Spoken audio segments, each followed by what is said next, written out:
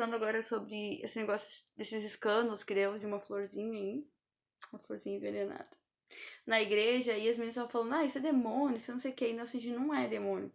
A gente vê falsos cristãos, falsos ensinadores, lá na carta que João escreveu, a primeira carta que João escreveu, a primeira João tá escrito lá na Bíblia, no Novo Testamento, já ele falando para ele sobre anticristos. E anticristos ali não é aquela pessoa que fala efetivamente contra Cristo, contra a igreja de Cristo, não.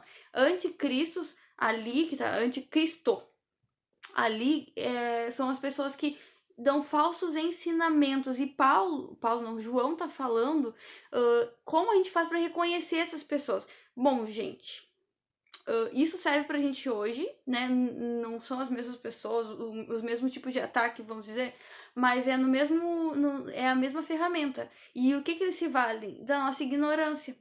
Então, tipo assim, ó, mas será que ela é? Será que foi? É assim, gente, parem e ouçam os hinos.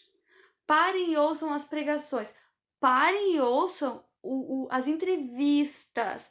O que essas pessoas dizem? Nós como cristãos, temos uma régua de medida que é a Bíblia. Então, nós, em geral, não importa se é presbiteriano, batista, se a igreja é séria, a pessoa tem um nível de decência e de ordem. E como é que funciona? Antigamente, era muito comum, era bom que as pessoas tivessem um nível de moral, né? Então a sociedade valorizava isso. Então, ser cristão não era tão difícil. Por quê? Porque o ideal de valor moral cristão era o ideal que a sociedade achava bonito, né? Então a própria sociedade recriminava isso. Mas hoje, nem a dispensa de padrões morais, de ética, ela não é só que não houve só uma dispensa, mas agora, se você se desprende disso, você ainda tem um nível de aceitação maior.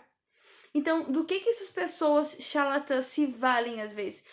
Mas vamos dizer assim, mas ela era charlatã, sempre foi. Talvez não, talvez no início realmente ela tinha uma vocação, um chamado, e Deus promoveu com meios que ela conseguisse exercer, e no meio do caminho ela se perdeu. Eu não fico pensando assim que todos os pastores que fazem besteira, eles são pessoas que são más e não querem e fazem de caso pensado, mas não, às vezes eles criam para si teorias, teologias, ideologias, criam para si mesmos e acreditam nas suas próprias mentiras. Existe um áudio de uma dessas essas escandalosas que estão por aí, que ela diz assim, eu não posso me divorciar porque senão causa escândalo na igreja. É aquela coisa, as pessoas não são cristãs em nada na vida. Elas só vão no culto. Ou elas são só do grupo de louvor, ou elas são só do grupo de oração. Elas são líderes de alguma coisa, mas elas não vivem uma vida cristã na casa, na família, no trabalho. Aí chega na hora do divórcio, ela tem que ser cristã, ela não pode se divorciar. Não sou a favor do divórcio, mas eu tô dando um exemplo, tá? É a mesma coisa que aconteceu ali. A pessoa não tinha uma linha de conduta na vida, porque tu vê pelos os testemunhos, o estilo de vida que a pessoa... Enfim. E aí, né, não tinha uma pregação decente depois de anos, assim, decente eu digo assim, com profundidade, né, com entendimento bíblico. E aí, chegando a hora, ela, sabe, a pessoa começa a criar, a gente vai criando coisas pra nós, a gente não tem ninguém, a gente não responde pra ninguém, a gente não tem uma autoridade, a gente não se submete a ninguém. E aí, como que o povo foi enganado? Gente, as pessoas são enganadas porque elas não fazem o que tá escrito lá em Atos, que é o povo da Bereia fazia. E aí, lá examinar as escrituras. É óbvio, é nítido. Mas sabe por que as pessoas não examinam as escrituras? É porque as pessoas ignoram os sinais de falta de moral e de ética nas pregações, na vida nos hinos, porque aqueles hinos, aquelas pregações e aquela vida são as almejadas pelas pessoas do mundo. As pessoas que amam as coisas do mundo ainda. Então, assim, pra que eu vou ouvir um pastor que vai dizer que você não vem na igreja buscar bênçãos, você vem pra adorar a Deus, se eu quero uma bênção? Pra que eu vou ouvir um pastor que vai dizer assim, Deus vai te curar se ele quiser, se eu realmente quero só Deus por causa de uma cura?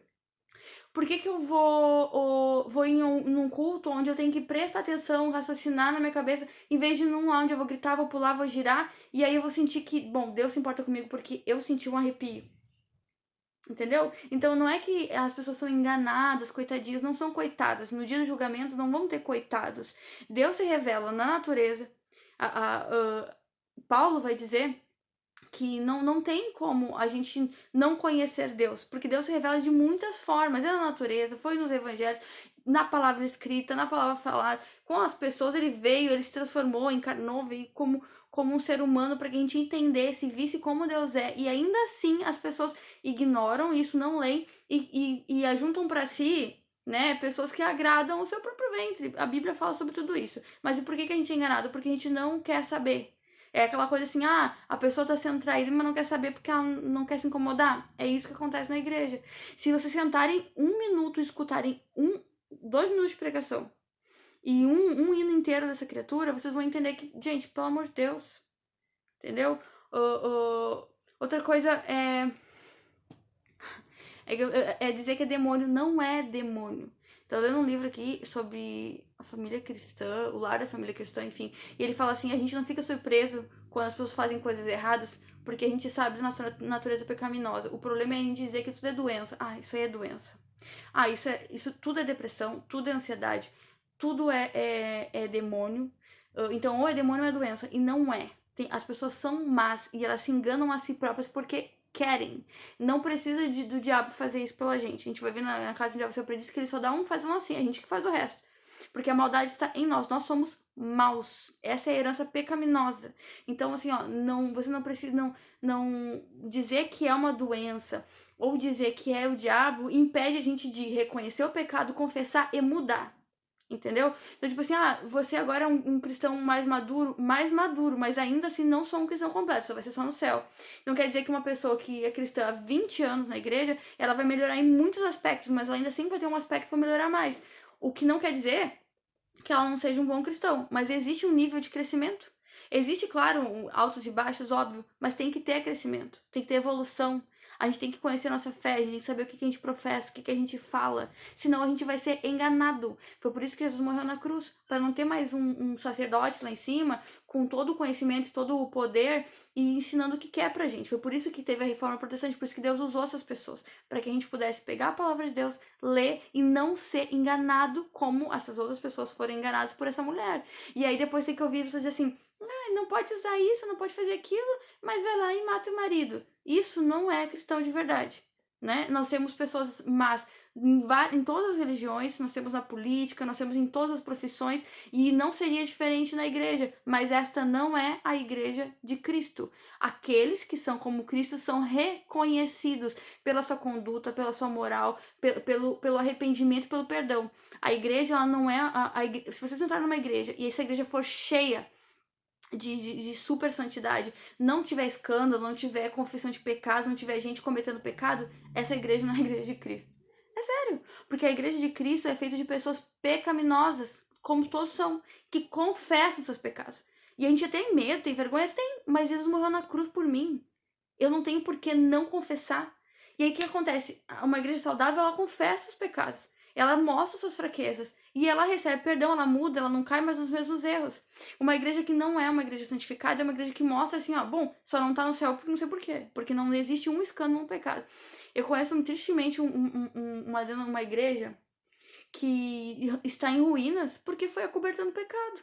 Não confessava porque tinha vergonha, porque não queria corrigir, porque a pessoa era importante. E foi indo. E agora o pecado vai corroendo as pessoas.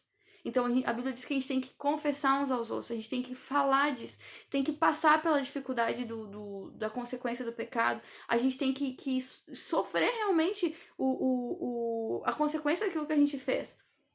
E se arrepender profundamente. E Deus pedir que o Espírito Santo nos traga o arrependimento, para que a gente possa pedir perdão e não cair de novo. Agora, se vier assim, não, abafa, pediu perdão, tá perdoado, eu vou continuar a vida. Não passou nenhuma vergonha, nenhum constrangimento, porque a pessoa fez, tá tudo escondido, camuflado. Não é o constrangimento nem a vergonha que te faz mudar. Tá? Mas é enfrentar o teu erro e as consequências do que tu fez que te geram, que fazem tu buscar Deus, pedindo arrependimento para Deus, pedindo que Deus transforme teu coração para que tu entenda que aquilo é realmente mal e que tu sinta vontade de pedir perdão.